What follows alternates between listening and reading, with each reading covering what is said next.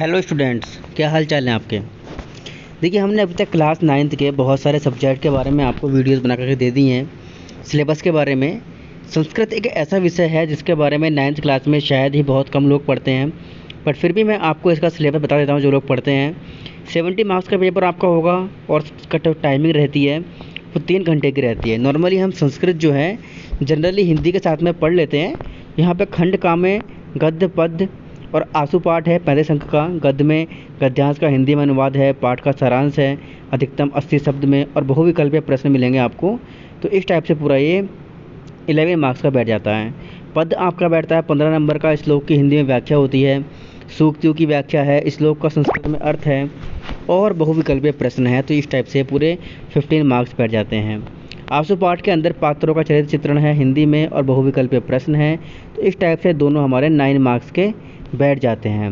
खंड घ भी आपका 35 अंक का है, उसमें व्याकरण अनुवाद और रचना है।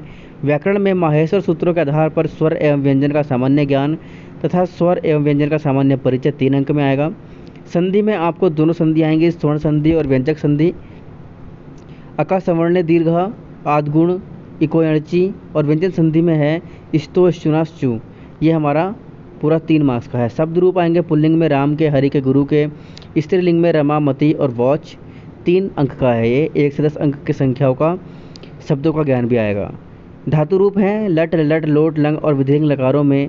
परस्मय पद जो हैं पठ गम अस शक और प्रच्छ हैं 3 नंबर में। समास की परिभाषा विग्रह सहित उदाहरण तत्पुरुष और द्वंद्व समास 3 नंबर में। कारक में समस्त कारकों एवं विभक्तियों का सामान्य परिचय 3 अंक का आएगा। और 7वां है उपसर्ग का सामान्य परिचय 2 अंक का। अनुवाद में हम हिंदी वाक्यों का संस्कृत में अनुवाद करेंगे 6 अंक के लिए।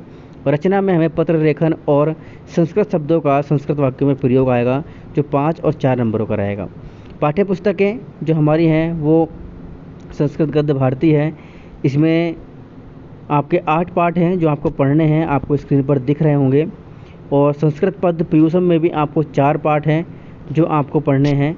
जो आपकी बुक है उनकी बात हो रही है ये। नाटक में हमें गार्गी याज्ञवल्क्य के संवाद है केवल, और संस्कृत व्याकरण में आपको ये सारे पाठ जो दिख रहे हैं वो पढ़ने हैं। अब मैं आपको बता दूं कि आपको क्या नहीं पढ़ना है। 2 पाठ आपके कम किए गए हैं संस्कृत गद्य भारती में, पर्यावरण शुद्धि और अंतरिक्ष विज्ञानम। पीयूषम में 5 पाठ कम किए गए हैं, सुभाषितानी, अन्योक्ति, मौक्तिकानी, क्रियाकारक, कौतूहलम, यक्ष दृष्टि, सल्लाप और आरोग्य साधनानी। संस्कृत कथा नाटक मौमूदी में आपके 3 पाठ कम किए गए हैं, वत्सराज निग्रह, नागरदत्त पुनरति कूपम और शकुंतलाया पतिग्रह गमनम। व्याकरण में आपके स्वर संधि में वृद्धि रेची और एचो एवायवा कम किया गया है। व्यंजन संधि में झलाम जशोंते इष्टनाष्टु कम किया गया है। नपुंसक लिंग हटा दिया गया है। सर्व तद युष्मद और असमद के जो धातु रूप वगैरह हैं वो भी हटा दिए गए हैं। धातु रूप में आत्मनेय पद और उभय पद पूरा का पूरा हटा दिया गया है। और समास में कर्मधारय हटा दिया गया है। तो ये चीज़ आपको नहीं पढ़नी है।